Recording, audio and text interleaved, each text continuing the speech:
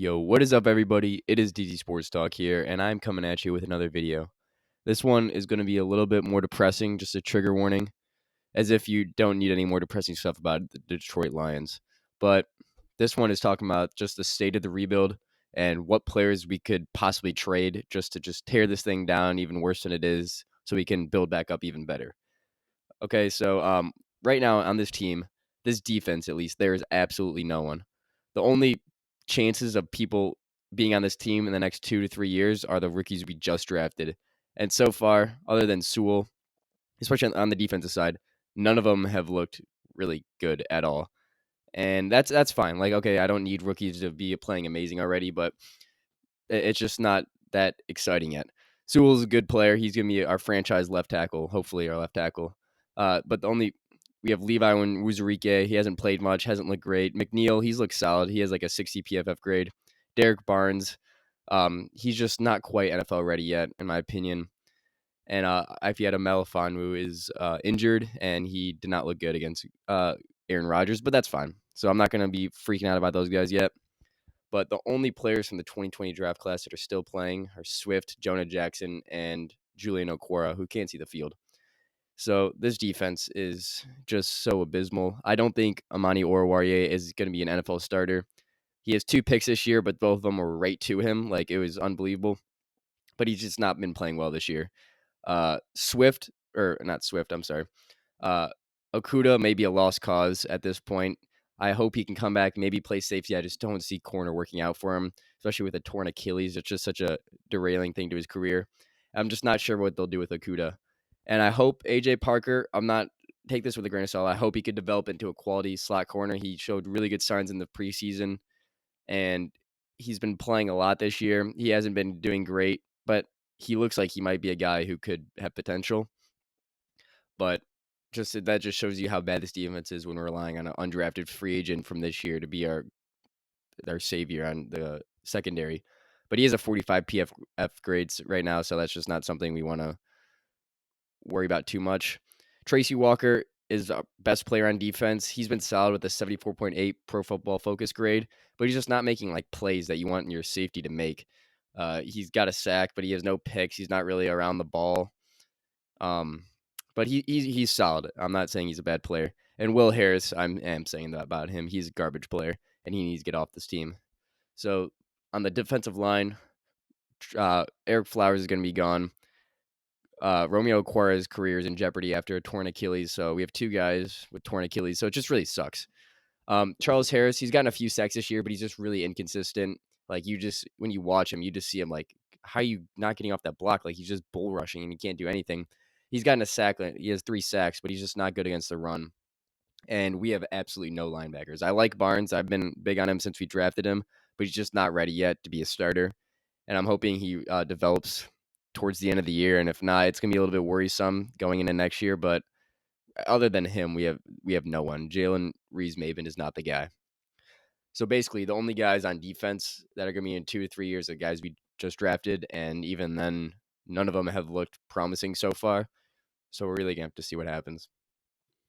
Now we go to the offense, and as bad as this team is, I think we just need to tear it down even more before we get better, because if we don't do that, it won't be as good as we want it to be. Taylor Decker should be traded. He's a slightly above average left tackle, and he just signed a 4-year contract. He's been injured half the year. I don't know when he's coming back, but there are many teams out there looking for a solid left tackle, especially contenders. He just signed a 4-year deal, and by the time we're even going to be competing, hopefully it's 2023, he's going to be 31, 32 years old, coming off that contract, and we have a potential Hall of Fame. I don't want to say Hall of Fame, but a potential start left tackle in Sewell. I don't want to move him over to right tackle after all this. And I think teams will definitely be willing to give up a first-round pick for Taylor Decker. So I think it's absolutely, we should trade him before the deadline this year, just because, I mean, what use does he even have on this team if we're going to be just bad for the next 2 years? The next guy, trade Tj Hawkinson. I love Hockenson. I think he's a top 3 tight end in the NFL, top 4 maybe. But what in the hell is the point of him being on this team? He's going to catch 1,000. He's going to get 1,000 yards receiving this year, get a bunch of touchdowns, but we're wasting his talent. Like, I don't want to keep wasting these players' careers. By the time we're good, he's going to need a big contract. Who knows if he's gonna even want to be here? But we're just gonna be in the pit of nothing for the next 2 years. And this was just not a good pick by Quinn and Patricia. We had a bad team, and they're drafting a tight end in the top 10. Like, what are you doing? Like, I love the player. I just don't like the pick. I think he'll be a top 3 tight end for the rest of his career. But so many teams would love Hockenson, and I just think it would be pretty easy to get a first round pick out of him. So that's two guys that are really good and are centerpieces for the team right now, but may not be down the road when we're trying to actually compete. So I know a lot of you guys might not want to hear trade Hockenson, but I think it's really what's best for the team. And the next guy who a lot of people might be pretty pissed off about this, but I think we should trade DeAndre Swift. Running back shelf lives are extremely short, and watching Swift this year, he's had a limited role with Jamal Williams getting most of the carries, but in the passing game and when he runs, just seeing some of the moves he makes, he just looks like a top running back in this league, or he could be a top running back in this league if he just gets more of a chance on a better team. Like, I just don't want to ruin this dude's career, and we are doing that last year, this year. Like, his shelf life is 4 or 5 years. Like, for most running backs, is 4 to 5 years. He could be more, but with a quick back like him, he's bigger. But I just don't want to waste his prime. And if we can get him out of here, I don't know if we'll be able to get a first round pick of him. But if we can get anything worthwhile, I think we absolutely should. We have Jamal Williams, we have Jamar Jefferson. Running backs are easy to find, and if I were him, I would demand a trade immediately. I would get out of this shit show. Like, he's doing nothing for his career by getting 11 carries for 30 yards and getting like 6 catches for 60 yards on a terrible team going absolutely nowhere. He can go out to a real team and he'd be a top 5 running back. If you watch him play, he looks like a top 5 running back.